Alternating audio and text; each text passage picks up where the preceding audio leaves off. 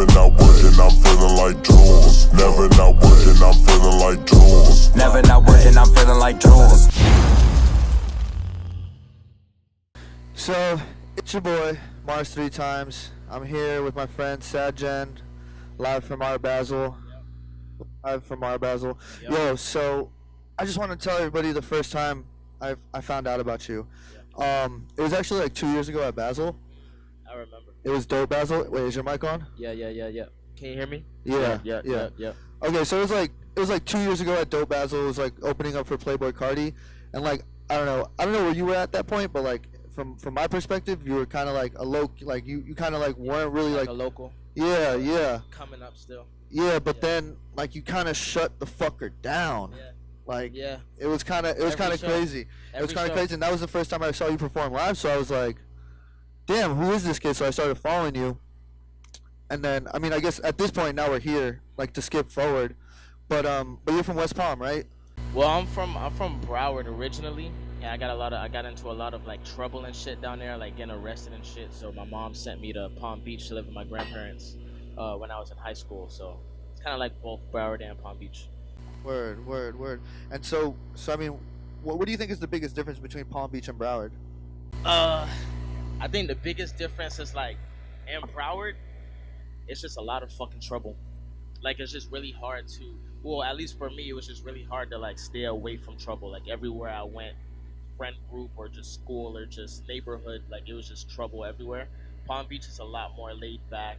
The kids are a lot more nicer. Like, you know, it's less trouble to get into, really, to be honest. Word. So less than Palm Beach. So Palm Beach is like soft. Is that what you're saying? Nah, it's not. Nah, I fuck with Palm Beach. No, Palm Beach ain't soft, but Broward is just it's very easy to get caught up in trouble in Broward. I feel you. So like, how'd you end up getting into music? So my mom was in a relationship with somebody, and they did music, and their kids did music, and they had a garage where they had like a home studio, and I kind of just, that was like 5th grade for me. And I kind of just got into it there just by being in the household, and then from there that kind of sparked it in me to be independent in my music, and then to just keep pushing further and shit like that. So, Word. What do you think is something like that people don't know about you that you like would want them to know?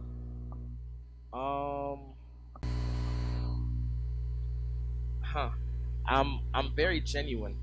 I'm a very genuine person. I'm a people's person.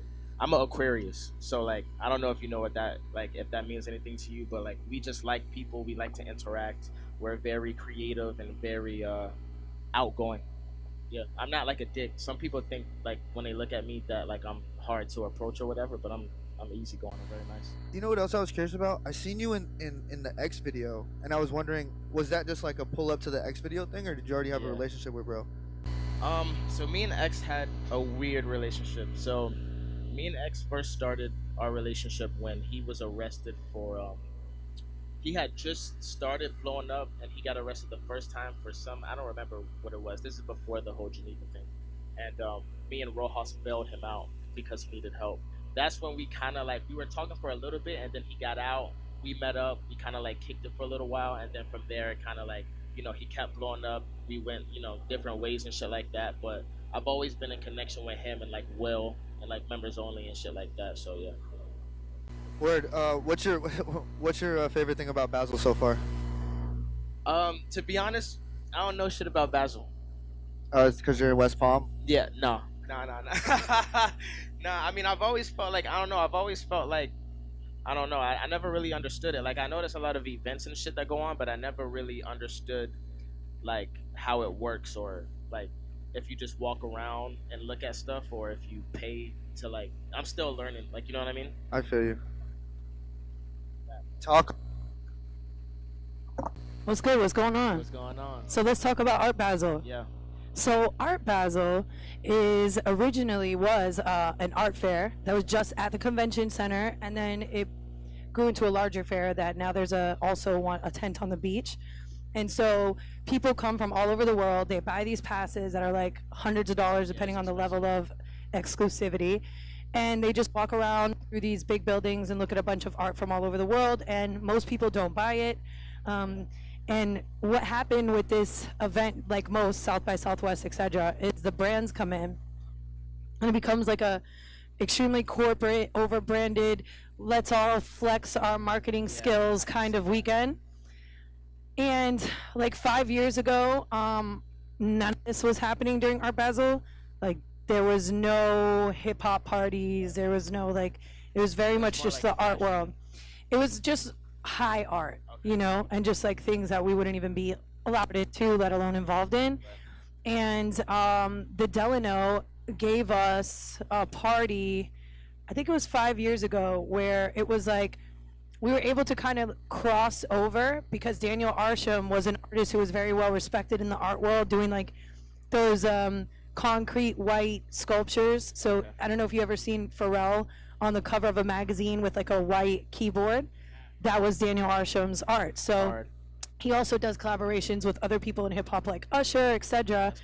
And so he was doing an art party, and we did it for him through. I knew him through Ronnie Feig, and I had a relationship with the Delano at that point. So we did an event there, and I booked Virgil to DJ, and he had just started DJing. The Delano did not know who he was. They're like, it's Art Basel, like we need Tiesto, you know what I mean? And I was like, guys, can you just trust me on this? And I had like the #1 party at the hotel at that point. I was like 23 years old, kind of shitting on everyone. And so they trusted me. They trusted me, and they let me do it. And I was at Diddy's house having an Art Basel dinner. He has like an annual dinner. He didn't have it this year. Shout out to the Combs family. I hope that they're doing well. Prayers up. Shout out Diddy. But so I was there, and my phone starts ringing, and it's going crazy, and it's the Delano, and they're like, there's 50 people outside with ski masks on right now. What the fuck is this? Yes, Jules, you told us this wasn't going to be a hip-hop event. I was like, it's not a hip-hop event. It's Virgil. Like, he's in fashion. He works with Kanye. But they were like, Virgil's DJing. Who are the people outside with the ski masks? Then I look at the rest of my texts, and I have, like, missed calls and texts from Mike Will. And I'm like, what? And I call him back, and he's like, Jules, we tried to pull up to your party, man. They're not letting us in. I was like, yo, you might want to start with taking the ski mask off. Yeah. And who are you with? And he's like, Young Lean and Ray Shremmerd. And I was like, okay. I pull up, and it's literally this ritzy thing at the Delano, and it's like him and his whole crew is in ski masks outside, and Young Lean looks like they're 12 years old. Yeah. And so they definitely, there was nothing I could do to get them in. But my homie did security at the back door. So I just went over to him, and I was like, we got to get these people in. Yeah. And Virgil found out that Mike Will was standing outside, and he stopped the music. And he got on, and I'm telling you, like, 2 Chainz, Rocky, Skepta, yeah, Robert Patterson, Mr. Brainwash, like all the biggest people in art, all the biggest people in music are all there. And I'm like, Virgil, they're not letting Mike Will in. He stops the music, and he's like, I'm not going to press play until you let my friends in. Nice. And then I snuck them in through the back door at the same that he said that. It was like a magical moment, and like Ray Shremmerd comes running in, and they stood on couches just like this, and he dropped No Type, and No Type had dropped that day. They had never performed it before.